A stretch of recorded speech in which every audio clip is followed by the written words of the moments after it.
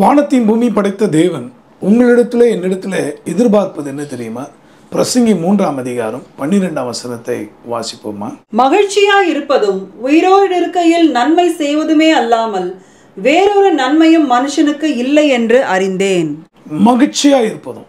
இன்னைக்கு இந்த நேரத்துல உங்களுடைய மகிழ்ச்சியை கெடுக்கிற எல்லா விதமான சாத்தானின் ஆயுதமாகிய பயம், பலவீனம், வியாதி, போராட்டம், இவை எல்லாவற்றையும் கர்த்தர் கடிந்து கொள்வாராக.